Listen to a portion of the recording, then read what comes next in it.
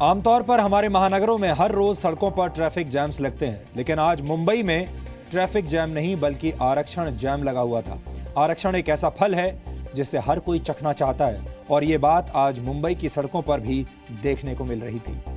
आज मुंबई में मराठा मूक मोर्चा के नाम से एक रैली निकाली गई, जिसकी वजह से करीब 9 घंटे तक आधी मुंबई जैम रही। इस रैली में शामिल होने के लिए करीब 5 लाख मराठा लोग आए थे। इस रैली की वजह से आज दक्षिण मुंबई के करीब 500 स्कूल बंद रहे। ये तमाम लोग नौकरियों और शैक्षिक संस्थानों में 16% आरक्षण की मांग कर रहे थे। इसके अलावा इन लोगों की कई और मांगें भी हैं। इनका कहना है कि दलित उत्पीड़न कानून के गलत इस्तेमाल पर रोक लगनी चाहिए। मराठा किसानों को उनकी फसलों की सही कीमत देने का इंतजाम सरकार को करना चाहिए। इसके अलावा इनकी ये मांग भी है कि महाराष्ट्र के अहमदनगर में मराठा समुदाय से ताल्लुक रखने वाली एक लड़की के रेप और हत्या के मामले में दोषियों को फांसी की सजा मिले। ये घटना पिछले वर्ष जुलाई में हुई थी। लेकिन इन सब मांगों के बीच आरक्षण की मांग सबसे प्रमुख है। इन लोगों की बाकी की मांगें जायज हो सकती हैं, लेकिन आज हम आरक्षण की मांग पर सवाल उठाना चाहते हैं। ये तमाम लोग मराठा स्वाभिमान के नाम पर आरक्षण मांग रहे थे और यही बात अपने आप में बहुत बड़ा विरोधाभास पैदा करती है, क्योंकि अगर मराठा स्वाभिमान के सबसे बड़े नाम छत्रपति शिवाजी आज जिंदा होते तो वो कभी भी अपने समाज के लिए आरक्षण नहीं मांगते। उन्होंने 17वीं शताब्दी में पश्चिम भारत में मराठा साम्राज्य की नींव रखी थी। 10 नवंबर 1659 को छत्रपति शिवाजी ने बीजापुर के सुल्तान आदिल शाह की सेना को हरा दिया था। आदिल शाह की सेना शिवाजी की सेना से बहुत बड़ी थी, लेकिन इसके बावजूद शिवाजी ने अपने युद्ध कौशल और रणनीति की बदौलत उन्हें हरा दिया था और यह युद्ध कौशल और कुशल रणनीति आरक्षण के दम पर कभी भी हासिल नहीं की जा सकती। इसका मतलब यह है कि जो लोग शिवाजी के नाम पर आरक्षण की राजनीति कर रहे हैं, उन्होंने छत्रपति शिवाजी के मूल चरित्र और आत्मसम्मान को ठीक से समझा ही नहीं। हमारे देश में जाति के आधार पर आरक्षण मांगने का एक फैशन चल पड़ा है। भारत के संविधान में आरक्षण की व्यवस्था इसलिए की गई थी ताकि पिछड़े वर्ग के लोगों को आगे बढ़ने के लिए मौके दिए जा सके और उनकी आर्थिक और सामाजिक स्थिति को बेहतर बनाया जा सके। भारत के संविधान का निर्माण करने वाले डॉक्टर भीमराव अंबेडकर भी यही चाहते थे कि आरक्षण की व्यवस्था सिर्फ शुरुआती 10 वर्षों के लिए हो, यानी भारत में आरक्षण की व्यवस्था को वर्ष 1960 तक खत्म हो जाना चाहिए था।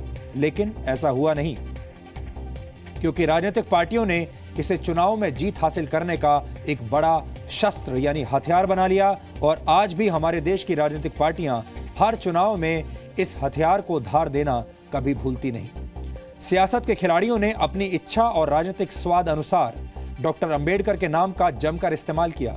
सभी राजनीतिक दलों ने डॉक्टर अंबेडकर पर अपना अधिकार जमाने की कोशिश की, लेकिन उनके मूल विचारों को किसी पार्टी ने नहीं समझा और आज भी ज्यादातर लोग ये नहीं जानते कि डॉक्टर अंबेडकर चाहते थे कि 10 साल के अंदर आरक्षण खत्म हो जाए। भारत में इस समय करीब 49.5% आरक्षण की व्यवस्था है, यानी सरकारी नौकरियों और हमारी शिक्षा व्यवस्था के बड़े हिस्से में आरक्षण अहम भूमिका निभाता है। आंकड़ों के मुताबिक भारत की 69.23% जनसंख्या आरक्षण के दायरे में आती है, यानी लगभग 70% लोग आरक्षण के दायरे में आते हैं। इनमें वो लोग भी शामिल हैं जो आर्थिक रूप से संपन्न हैं, उन्हें किसी चीज की कमी नहीं, लेकिन फिर भी ये तमाम लोग आरक्षण का फायदा उठाना कभी नहीं भूलते और लगातार पीढ़ी दर पीढ़ी आरक्षण का लाभ लेते जा रहे हैं। आपने अक्सर देखा होगा कि आरक्षण की मांग करने वाले लोग रेल की पटरियों पर धरना देने के लिए बैठ जाते हैं। ये प्रदर्शन जब उग्र हो जाते हैं तो सार्वजनिक संपत्ति को भी नुकसान पहुंचाया जाता है। वो इसी देश की संपत्ति है, हमारी और आपकी ही संपत्ति है। हमारे देश में अलग अलग राज्यों में आरक्षण के लिए अलग अलग आंदोलन चल रहे हैं और हर वक्त चलते ही रहते हैं।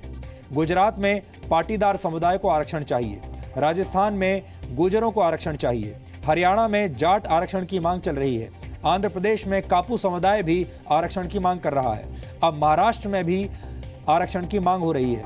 इनके अलावा न जाने कितने और समुदाय, कितनी जातियां आरक्षण पाने के लिए अलग अलग राज्यों में लाइन में लगी हुई हैं। सबसे दुर्भाग्यपूर्ण बात यह है कि वोट बैंक के लालच में हमारे नेता आरक्षण की इस आग में हमेशा घी डालने का काम करते हैं और इस बात की चिंता कभी नहीं करते कि आरक्षण की इस आग से देश लगातार झुलस रहा है। सवाल यह है कि आरक्षण के नाम पर यह खतरनाक खेल कब तक चलता रहेगा। आरक्षण को लेकर जिस तरह की व्यवस्था भारत में है, वैसी शायद ही दुनिया के किसी और देश में हो। हमें जब विदेशों में आरक्षण की स्थिति पर रिसर्च हमने जब किया तो हमें कुछ नई जानकारियां मिली। कनाडा में एम्प्लॉयमेंट इक्विटी एक्ट है, जिसके तहत महिलाओं और विकलांगों का सरकारी नौकरियों में प्रतिनिधित्व बढ़ाने की व्यवस्था है। हालांकि वहां किसी भी समुदाय या अल्पसंख्यकों को नौकरियों में आरक्षण देने की व्यवस्था नहीं है। इसी तरह से चीन में करीब 55 अल्पसंख्यक समूह ऐसे हैं जिन्हें कुछ सुविधाएं मिलती हैं, लेकिन ये सुविधाएं भारत के आरक्षण जैसी नहीं है। चीन में अल्पसंख्यकों की यह संख्या कुल जनसंख्या का सिर्फ 8.5% है, जबकि भारत में करीब 70% जनसंख्या को आरक्षण मिलता है। ब्राजील में वर्ष 2014 में अश्वेत ब्राजीलियंस के लिए सरकारी नौकरियों में 20% आरक्षण की व्यवस्था की गई थी।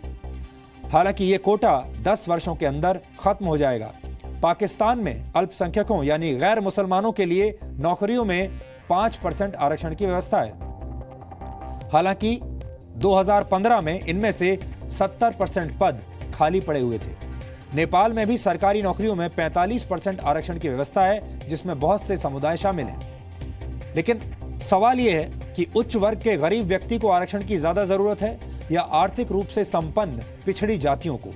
क्या किसी गरीब को इसलिए सामाजिक समानता का अधिकार देने से इनकार किया जा सकता है कि वो सामान्य श्रेणी से ताल्लुक रखता है? इसलिए जानकार मानते हैं कि आरक्षण अगर देना भी है तो आर्थिक रूप से पिछड़े लोगों को देना चाहिए। आरक्षण का दुरुपयोग देश के खिलाफ जाएगा। हमें लगता है कि आरक्षण जैसी व्यवस्थाएं आर्थिक रूप से पिछड़े हुए लोगों के लिए होनी चाहिए, क्योंकि गरीब गरीब ही होते हैं और गरीबी की कोई जाति नहीं होती। इस विश्लेषण के अंत में हम इस बात पर जोर देना चाहते हैं कि जिस तरह दुनिया की सुपर पावर बनने के लिए कोई आरक्षण नहीं होता, कोई आरक्षण नीति नहीं है, उसी तरह कोई भी देश या समाज सिर्फ आरक्षण के आधार पर कभी आगे नहीं बढ़ सकता।